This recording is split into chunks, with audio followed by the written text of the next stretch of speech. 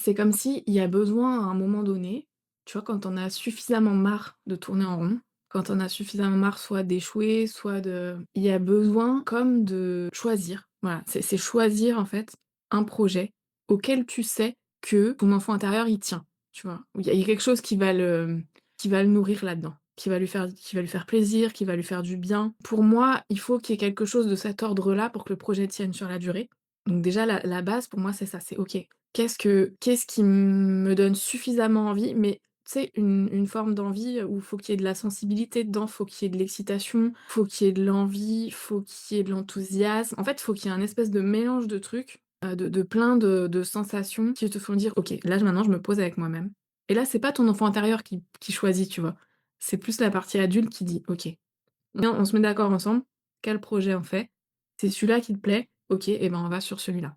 Et c'est maintenant ce que tu dis là, c'est qu'après, du coup, oui, il faut se mettre comme une sorte de pas changer d'avis, en fait, pendant suffisamment de temps pour avoir le temps de mettre en place petites actions après petites actions et pour construire quelque chose qui soit suffisamment durable, en fait, pour, avoir des premiers résultats qui ensuite te donnent envie de continuer et de continuer et cetera et cetera. Mais tu vois, si je reviens un peu en arrière, donc pour moi, il y a ce premier truc de poser une décision sur qu'est-ce qu'on fait. Là-dedans, les difficultés, c'est que ton enfant intérieur, il y a tellement de désirs artificiels auxquels il peut s'accrocher ou adhérer que ça peut être justement difficile de choisir, en fait. À chaque étape, c'est comme si, tu sais, il y a des difficultés à surmonter et donc au départ, la 1re difficulté au moment du choix de quel projet je fais, c'est comment je fais suffisamment le tri, le ménage entre «Ah, on a chacun notre bébé sur les genoux, tada! Regarde!» son petit animal, sur les genoux. Bon bref, du coup la mienne elle est partie. Mais, il y a tellement de désirs artificiels, mais c'est le monde qui veut ça en fait, hein. Faut pas se culpabiliser à cause de ça, parce qu'en plus on s'en rend pas forcément compte. Il y a des trucs où on peut se dire: «Mais pourquoi je» enfin, c'est aussi l'expérience qui fait, tu vois? On va faire des trucs, on croyait qu'on les voulait et en fait on se rend compte que, on s'en fiche ou que c'est pas satisfaisant et tout ça. Mais il y a comme un 1er, en fait, il y a des pièges tout le long du chemin et encore une fois, voilà, c'est le monde qui veut ça. La difficulté au début, c'est de se dire: «Quel projet je choisis?» Et c'est là où il y a besoin d'avoir un peu de clarté sur vraiment qui je suis au fond, en fait. C'est qu'est-ce que tu sais, mon enfant intérieur, c'est quoi qui va vraiment l'enthousiasmer, lui donner envie de se lever le matin, de faire des choses et tout. Et ça peut être ouais, c'est difficile d'avoir ce premier truc et c'est normal. Enfin voilà, il y a un truc où j'ai envie de rassurer, c'est-à-dire que c'est normal que ce soit difficile de choisir.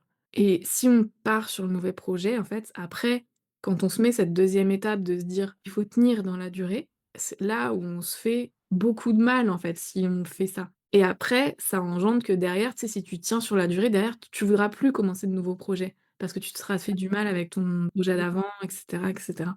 Donc ouais, il y a quelque chose d'assez compliqué, mais ça, c'est en train de bouger au niveau collectif, parce qu'il y a beaucoup de choses qui bougent et on se rend compte de tous les désirs artificiels. En fait, le «bon côté» entre guillemets, tu sais, des réseaux sociaux et du fait qu'il y a l'IA, il y a tout ça, tous les trucs sont rendus tellement artificiels qu'en fait, ça nous explose à la figure, quoi. Et donc ça nous permet aussi de revenir à un peu plus: «Mais qu'est-ce que je veux vraiment, quoi?» Mais du coup, alors on pourrait vraiment se mettre une pression de dingue en mode: «Est-ce que c'est le bon projet et est-ce que c'est vraiment un vrai désir ou pas?» Tu vois? Et donc là, l'ego peut s'en servir, enfin, tu vois, un peu contre nous pour, justement jamais choisir et jamais commencer ou Ouais, recommencer le truc. la bah, évidemment, la pression, on peut se la mettre à tellement de niveaux, à tellement d'étapes, en fait, ça peut être vraiment constant. C'est pour ça que comment dire? Toi, tu me partageais ton exemple où tu me disais: «Là, je sens que c'est quelque chose qui revient. Ça, c'était déjà là avant, ça revient et je sens que j'ai envie». Donc il y a comme une clarification qui se fait. Tu as pu avoir envie de plein de choses, mais comme tu as suffisamment en fait, tu te connais de mieux en mieux et du coup, maintenant, tu commences à discerner où est-ce qu'il y a des paillettes, tu vois? Où est-ce que tu pourrais te dire que tu as envie de quelque chose alors qu'en fait, tu en as pas envie et qu'est-ce qui te fait vraiment vibrer à l'intérieur?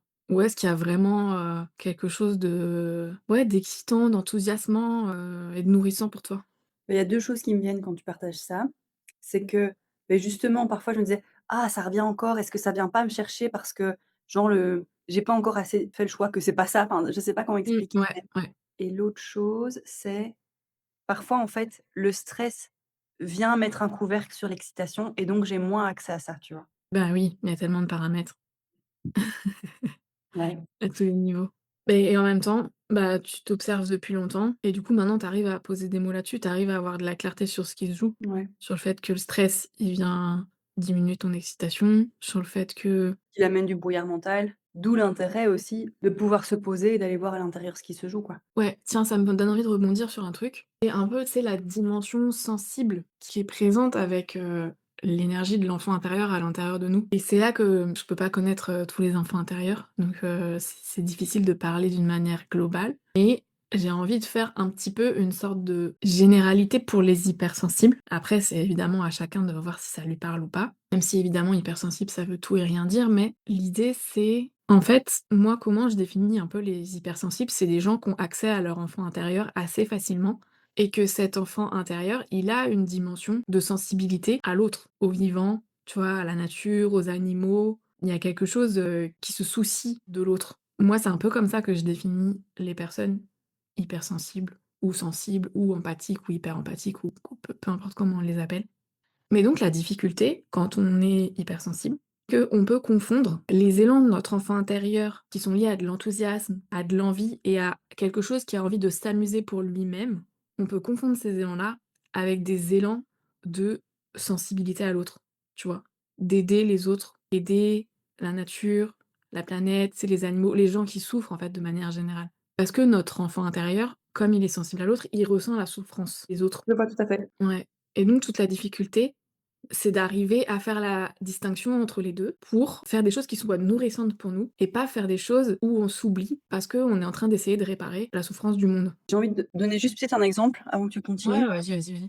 encore plus clair, tu vois, pour, les gens qui écoutent. Ça me fait penser à tu vois, j'ai fait des études de psycho. En fait, c'est comme si je m'étais jamais posé la question. C'était évident pour moi de faire ces études. Enfin, tu vois, il y a jamais eu ce truc de avant de les faire, pourquoi je les fais? Et maintenant, je me rends compte que c'était en fait pas pour moi. En fait, Mmh, c'était pas excitant pour moi. Oui, connaître le fonctionnement humain et cetera, c'était nourrissant.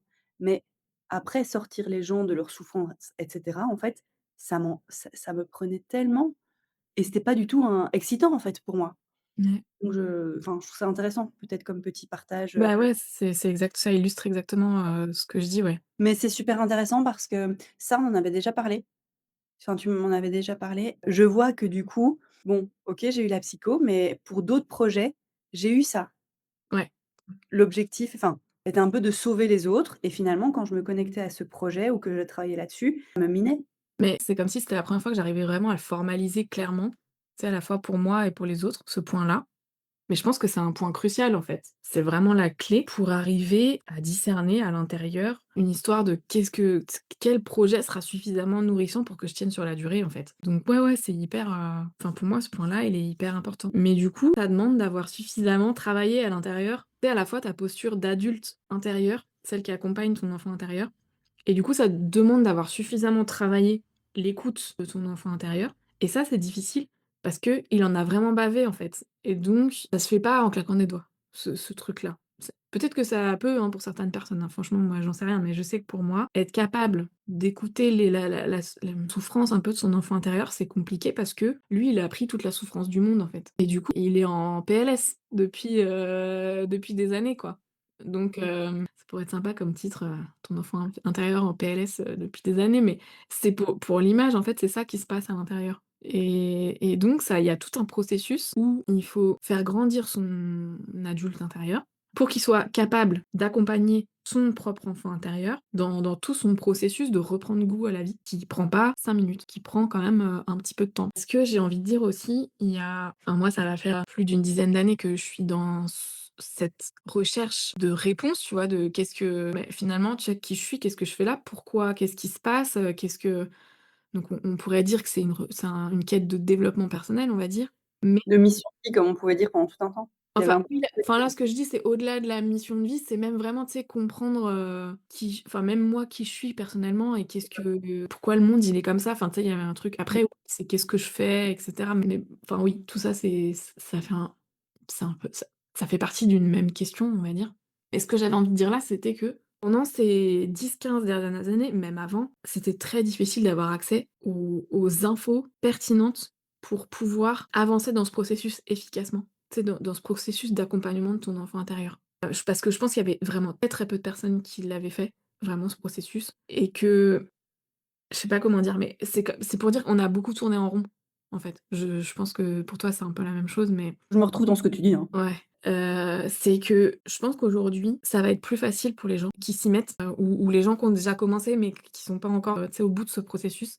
Ça va être beaucoup plus facile parce que c'est ce que je disais tout à l'heure, il y a un contexte énergétique, vibratoire extérieur qui maintenant, en fait, permet de le faire beaucoup plus facilement. C'est comme si avant, il y avait vraiment des forces, en fait, qui allaient à l'encontre de ce processus-là, qui étaient très fortes, qui étaient très élevées, qui avaient beaucoup de puissance, donc ce qui nous faisait beaucoup tourner en rond.